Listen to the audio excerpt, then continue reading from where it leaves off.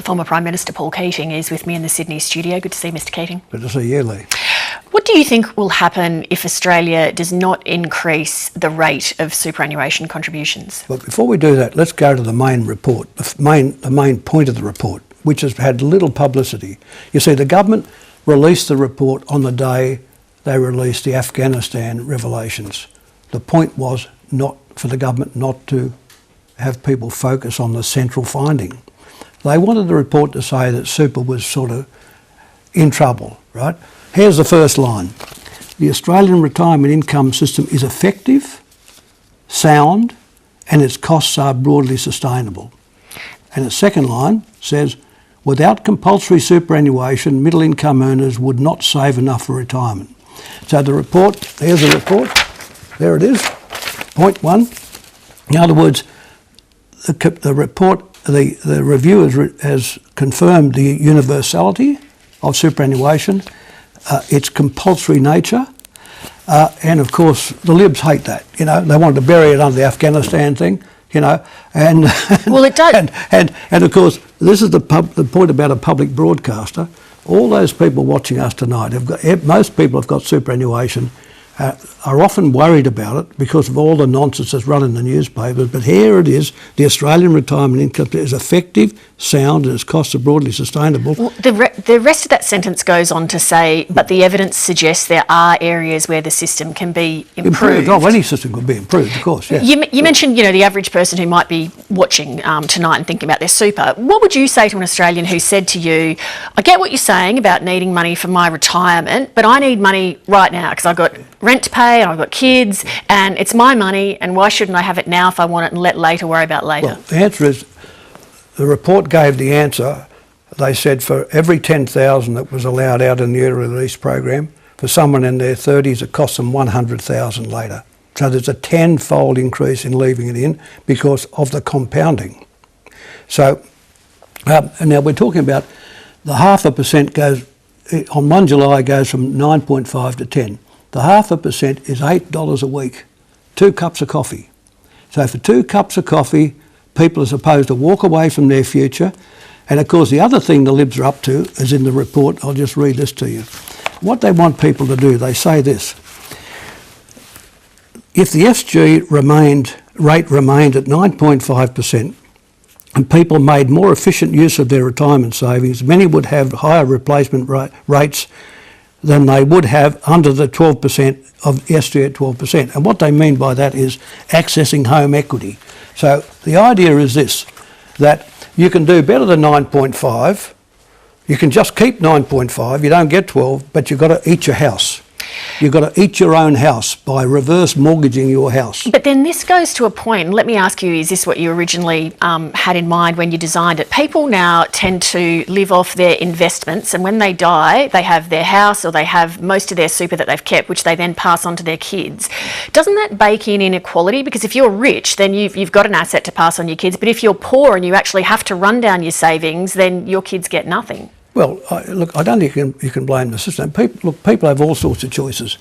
Lots of people will want to, but I mean, the idea that a report endorsed by the government is putting about that, look, by the way, you don't need more than 9.5%, but you should start reverse mortgaging your house. In other words, give the kids nothing, eat the house, and then you don't have to go above 9.5.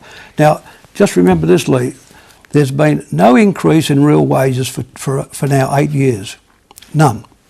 There's been a 10% improvement in labour productivity, and the legislation for the super is passed. People have earned the superannuation. They've earned that 2.5%. The employers are going to pay it. Look, today the stock market was 6,500 on the index. You know why? Because the wage share in GDP is falling and the profit share is rocketing.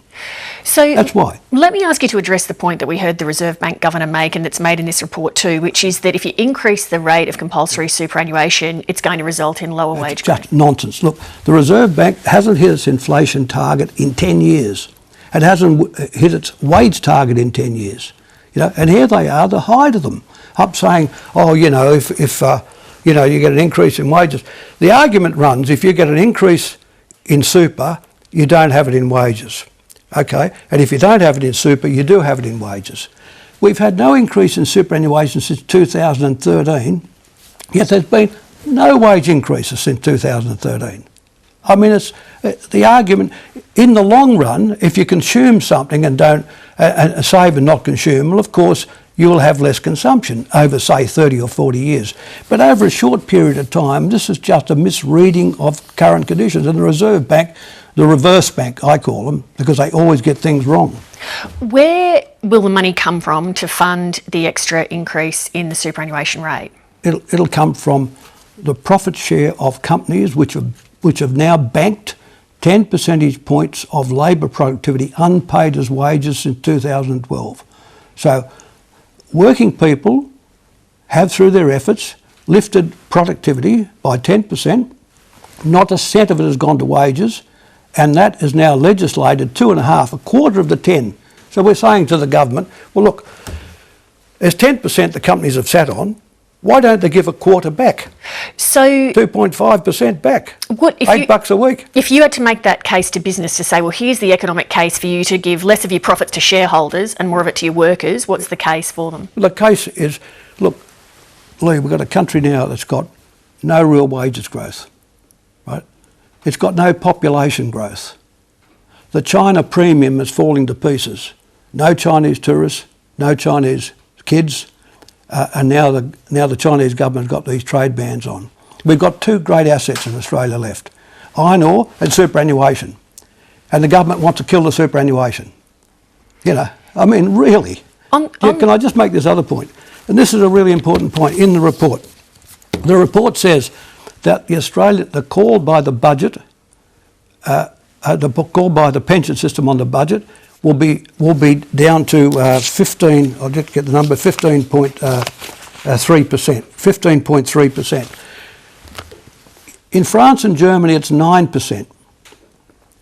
We've got now, with a massive increase in the age population, virtually doubling it, we're going to have the lowest call by any government, any country in the world upon the budget. And this is all because of superannuation. The reason why the budget call, the reason why the pension call on the budget is going to be this low is because of superannuation, self-provision. So what do you think would happen if you left it to people to just manage their own investments and it wasn't compulsory? What do you think would happen? Well, they stop saving. That's what the report says. It says, you know, without compulsory superannuation, middle-income earners would not save enough for retirement. Countries, this is not just Australians, this is true all around the world. Unless you are compulsorily required to do it, you won't do it. So then what do you think would happen, to go back to my first question, what do you think would happen in Australia if we don't increase the rate of superannuation contribution? If we don't, the profit share will simply rise, and it will cost people in the long run in terms of their, well, you work it out, Leigh. 2.5% is a quarter of 9.5. So if you had 400,000 in super today, you would have 500. If you're just starting out, you'll have a quarter more, because 2.5% super is about roughly a quarter of 9.5, right? So you take a quarter out, you'll end up with a quarter less at the end. And that's going to mean, probably for most people, probably about $150,000.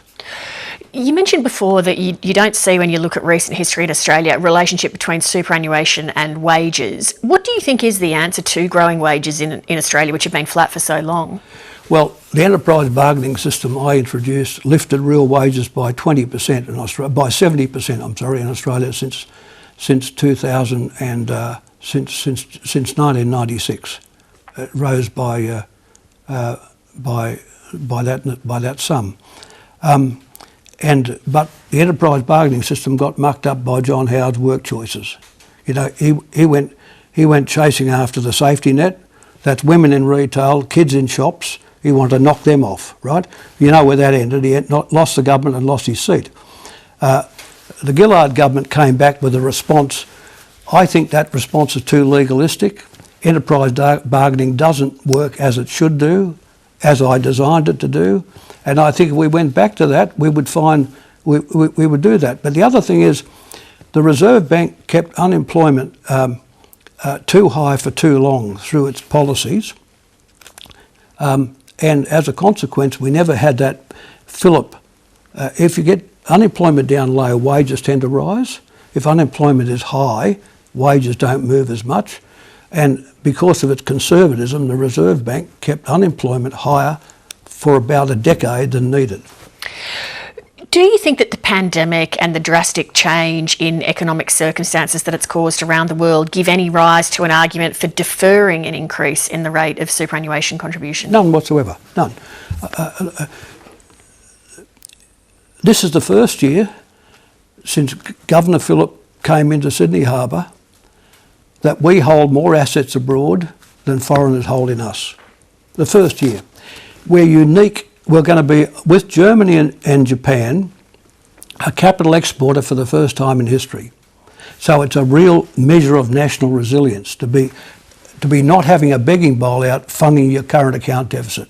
And of course, it goes as simple as this, Leigh. Put more money into savings, into super, you get more investment. If we want more employment, more GDP, more investment, you make the super pool bigger. If you want that kind of investment, though, the superannuation funds need certainty, which means they presumably need to not have people able to withdraw on their superannuation funds early. They need to have certainty in the policy environment. Well, preservation is... See, the thing about compulsion and preservation are the two keys. And I said that is not draining the bath. That is not taking money out for housing deposits, not taking money out for education or health, but leaving it in there to compound for a retirement income. That's the whole point of the tax concessions. Superannuation is just another word for saving, right? Compulsory saving. Because we're in a recession, the government wants people spending money to stimulate the economy. Wouldn't putting more money into the national savings via superannuation run counter to that? You're talking about such small amounts.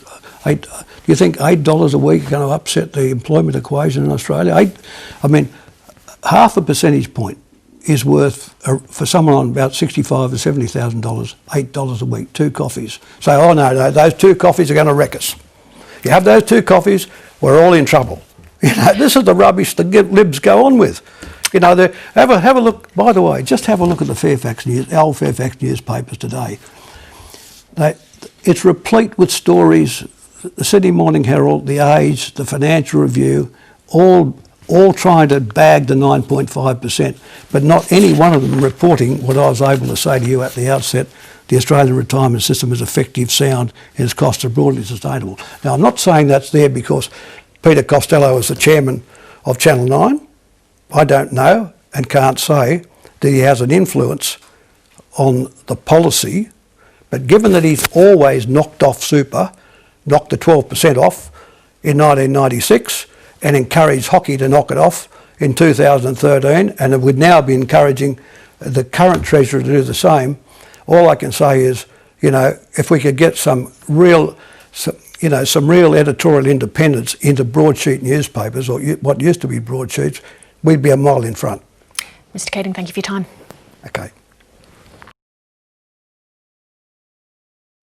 Hi, I'm Leigh Sales. Thanks for watching this story. If you'd like to watch more of 730's stories, they are on the left of your screen.